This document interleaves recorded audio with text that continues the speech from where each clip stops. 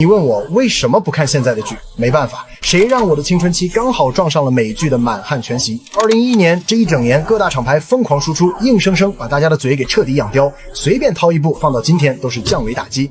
第10部《童话镇》，一部让童年滤镜碎了一地的脑洞神剧。2011年《童话镇》第1季在全美一上线就迅速成为新剧中的顶流。迪士尼把自家经典 IP 用黑身残的剥洋葱写法重新拼盘，在这里，白马王子成了出轨渣男，小红帽的真身其实就是狼人，而罗伯特·卡莱尔老爷子饰演的侏儒怪更是全剧的定海神针。还没看过的朋友，强烈建议去一探究竟，那种魔幻与现实碰撞的极致撕裂感，绝对能刷新你的世界观。第9部《美国恐怖故事》。FX 过去这招鬼屋开局，直接造就了早期互联网的颜粉暴动，破碎的家庭、闹鬼的豪宅，还有一堆各有执念的亡魂。主创用最哥特的色调讲了个最带感的都市传说，一旦走进这个故事，便极易跟随浩美一家，在那种阴冷窒息的美学里无法自拔。当年有多少人被那个橡皮人吓得半夜不敢上厕所，就有多少人被剧中的凄美爱情虐得死去活来。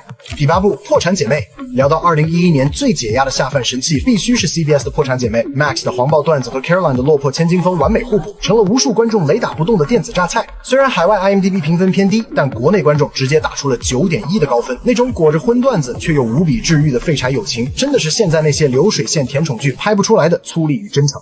第7部《复仇》，ABC 推出的这部豪门狗血恩怨大戏，可以说是现代大女主复仇爽剧的鼻祖。女主艾米丽带着复仇计划，步步为营，手撕仇人的节奏看得人相当上头。每期划掉一张照片的操作更是爽到骨子里。但真正刺激的是，她把复仇拍成了一场持续升级的社交棋局，而且每集都在给下一轮冲突攒火药。要不是后期编剧恋爱脑上头，把战线拉得太长，她绝对能稳坐爽剧的神坛。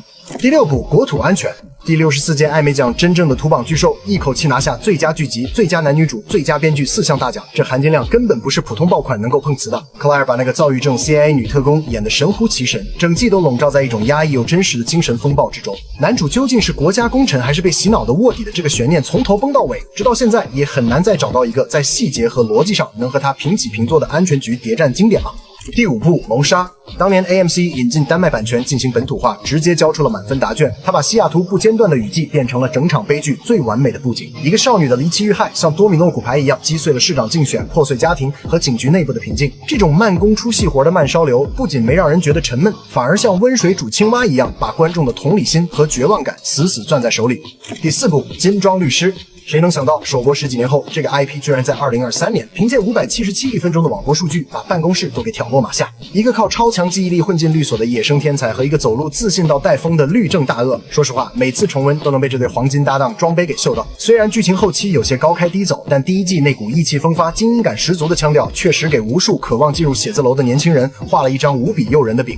第3部《疑犯追踪》，只要看过大乔这部神作的人，很难不被他当年的超前脑洞给硬控住。首播便以单集破1000万的超高收视，直接跻身头部美剧。结合如今的 AI 大爆发，再回看，这简直就是一部神级预言书。李四和翟总的夕阳红组合，硬是在冰冷的纽约街头谱写了一出浪漫的都市侠客传奇。虽然很多人因为前期铺垫太长而被劝退，但只要耐着性子看下去，后面绝对会让你体会到什么叫真正的渐入佳境。第2部《无耻之徒》，这绝对是美剧史上的发疯文学天花板。处于斩杀线下的加拉格一家，过着最混乱也最热血的生活。老爹 Frank 整天醉生梦死，大姐 Fiona 拉扯着几个弟妹在泥潭里死命挣扎。整部剧虽然充斥着各种大尺度的离谱操作，却在荒诞之中藏着最滚烫的家人羁绊。每当觉得生活快撑不下去时，看看加拉格一家的操蛋日常，突然就觉得自己还能再撑2秒。第1部《权力的游戏》。